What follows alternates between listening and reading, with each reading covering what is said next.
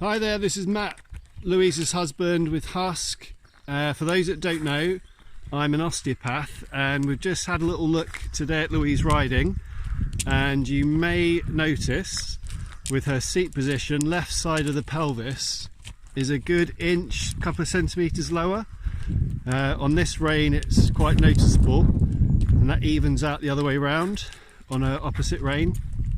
So we're just going to discuss some ways of helping remedy that.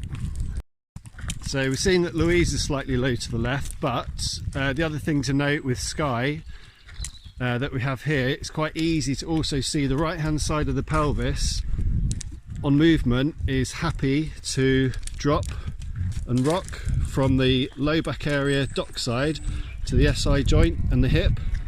That tilt is far more fluid and pronounced than the left side, which is a little bit more horizontal and lacks the ability to drop.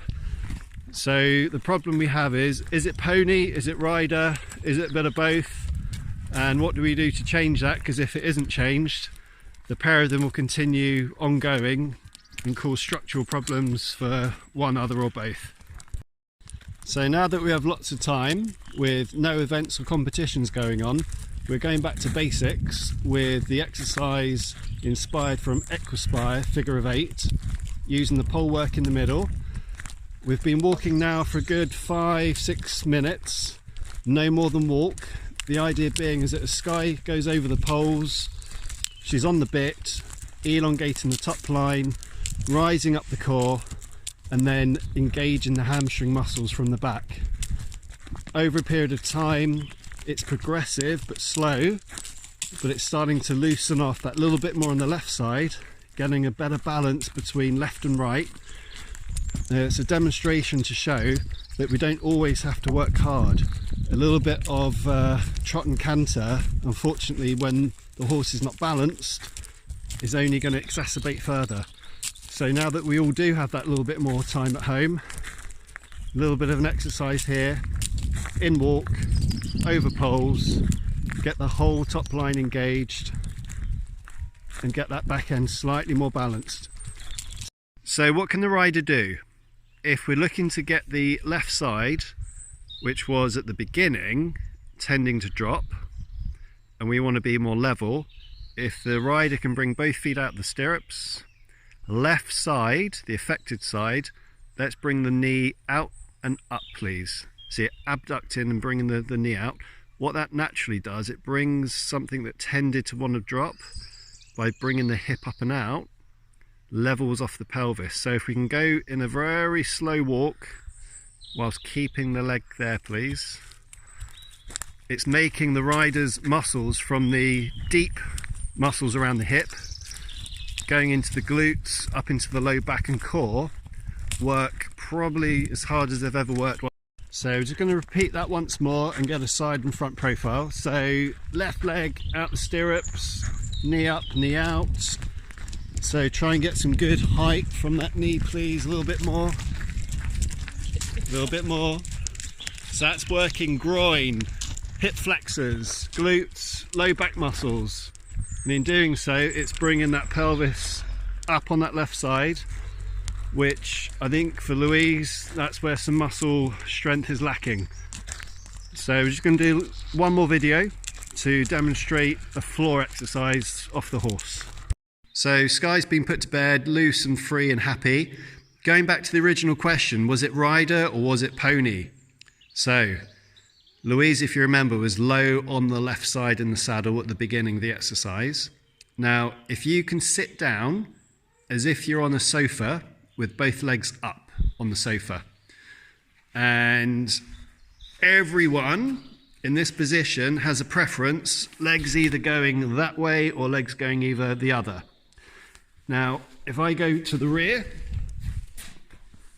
Louise with the legs this way round has a spine that's nice and straight from there to there. If you switch legs around, please, and this is what you wouldn't instinctively do, so you probably never do it. First of all, the legs aren't quite as low down to the ground, but more importantly, looking at the spine, for Louise to be in that position with the legs, we have a slight C-shaped curve, exaggerated there, from the top coming out to the right and inwards to compensate for the lack of hip mobility. So what can we do to help hip mobility? If you lay down on the floor, and this is a simple exercise for you guys at home to do. So both legs straight to start.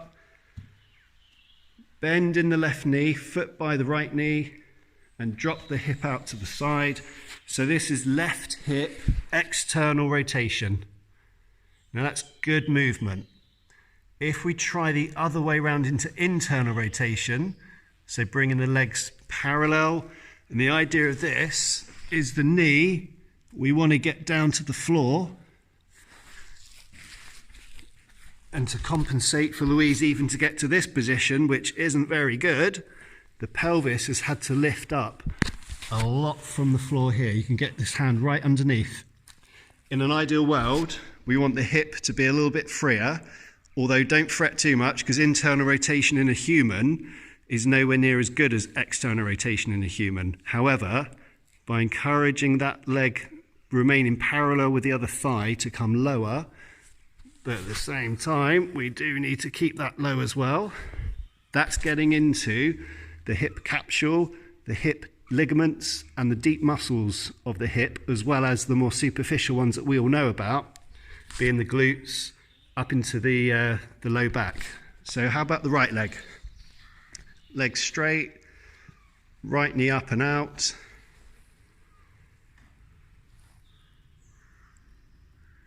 And then leg straight, and the opposite way around. So first appearance, that right leg looks lower at the knee and less space to get the hand underneath. So from Louise's point of view, the right hip in internal rotation is better, which is the better side. And remember, it was the left side, which was the stiffer in the saddle and lower in the saddle. So if we can go back to left leg, internal rotation, this is the position and the stretch that we need to work the most on to allow freedom of movement. And the general rule for people, good hips mean good backs. So we've got to get better flexibility in the hip. So again, we want to get that leg lower if we can, and the pelvis flatter if we can. So that's all for now, and we can progress that to more exercises next time. And here we go after 10 minutes of exercise,